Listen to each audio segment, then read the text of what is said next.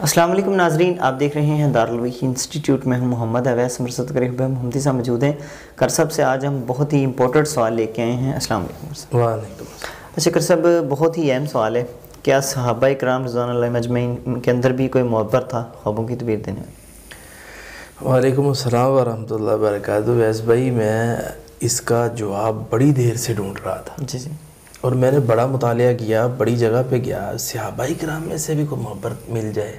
جی جی، تو جب میں نے کتابوں کو پڑھا، دیکھا، غور کیا، محنت کی، تو صحابہ کرام میں سے تو بڑے صحابہ کرام تعبیر دیتے تھے اور ان کی تعبیریں بڑی بڑی اچھی ہیں، اس وقت بھی کتب احادیث میں موجود ہیں ان کی تعبیریں۔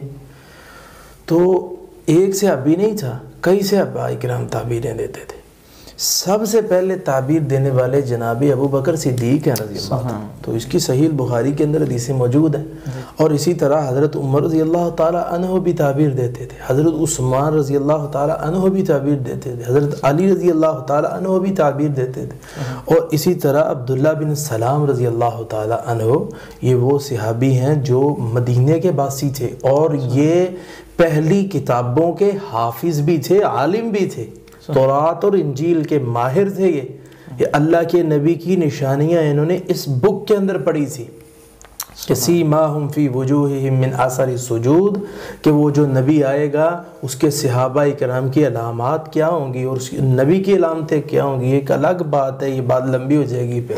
اور اسی طرح ایک اور صحابی جس کا نام حضرت عبداللہ ہے، ان کا نام عبداللہ رضی اللہ تعالیٰ، ان کا نام ہے عبداللہ بن سلام رضی اللہ تعالیٰ۔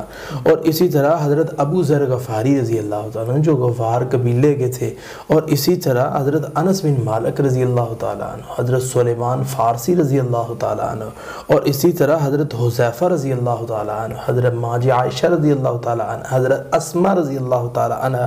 اور یہ جو میں نے بیان کیے ہیں یہ خاص صحابہ اور صحابیات، کیونکہ بات لمبی ہو جانی ہے، تو یہ بڑے بڑے کبیرہ اور بڑے بڑے اعلیٰ سے اعلیٰ صحابہ کرام تعبیریں دیتے تھے اور ان کی تعبیریں الحمدللہ لوگ سوچتے بھی پتہ نہیں یہ کیا باتیں، ہر روز خواب کی تعبیر کیوں؟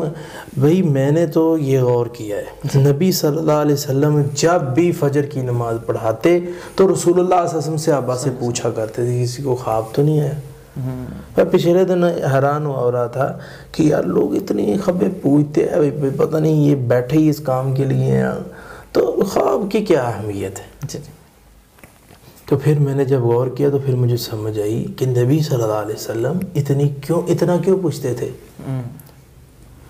لوگ اٹھتے ہیں نجومی کے پاس جاتے ہیں، ہر وقت ہر بندہ پریشان ہے، جی میں یہاں شادی کرنا چاہتا ہوں، مجھے بتائیں کیا وہ لڑکا اچھا ہے، کیا وہ لڑکی اچھی ہے؟ جی میں کاروبار کرنا چاہتا ہوں، انویسٹ کرنا چاہتا ہوں، کیا میں کامیاب ہو جاؤں گا؟ جی میں مکان لینا چاہتا ہوں۔ اچھا یہ سوالات کیوں لوگ کرتے ہیں؟ بھی آنے والا وقت پتہ چل جائے۔ استخارہ تو وہ تو ایک مشورہ ہے اللہ سے، وہ تو کیا ہم نے، لیکن آگے والی رہنمائی وہ کہاں سے آئے گی؟ اس کا ذریعہ خواب ہے، خواب کے ذریعے آنے والا وقت پتہ چل جاتا ہے، اور اس کے بڑے دلائل ہیں حدیث پاک کے اندر۔ سب سے پہلی دلیل جو میں نے پہلے آیتیں پڑھی تھی، اللہ تدخلن المسجد الحرام، کہ فرمایا ہم مسجد حرام میں داخل ہو رہے ہیں۔ اللہ کے نبی کو یہ خواب آئے تھے، رسول اللہ نے فرمایا مجھے خواب میں دکھایا گیا کالے رنگ کی عورت جو مدینے سے نکل کے چلی گئی۔ اور اسی طرح حضرت یوسف علیہ السلام کے خواب، حضرت ابراہیم علیہ السلام کا، یہ ساری دلائل ہیں کہ آنے والا وقت نبیوں کے علم میں نہیں تھا، اللہ نے خواب کے ذریعے دکھایا۔ آج بھی یہ چیزیں جاری ہیں کیونکہ انبیاء تو نہیں ہیں، بالکل، تو اس لیے آنے والا وقت جو ہے وحی کے ذریعے تو نہیں پتہ چل سکتا کیونکہ نبی نہیں ہیں ہم، بالکل، تو یہ اللہ خواب کے ذریعے دے گا۔ تو اتنے بڑے بڑے صحابہ کرام کے میں نے نام بتائے ہیں جو کہ حدیث پاک میں آ رہے ہیں کہ جو تعبیریں دیتے تھے۔ بہت شکریہ جی۔ ناظرین، کسی بھائی بہن کو خواب آئے تو ڈسکرپشن میں قاری صاحب کا نمبر مینشن ہے، آپ ڈیٹیل اپنی بتائیں گے تو انشاءاللہ آپ کو تعبیر مل جائے گی۔ اگلے پروگرام میں پھر حاضر ہوں گے، تب تک کے لیے ہمیں اجازت دیجیے، اللہ حافظ۔ قد صدقت الرؤيا إنا كذلك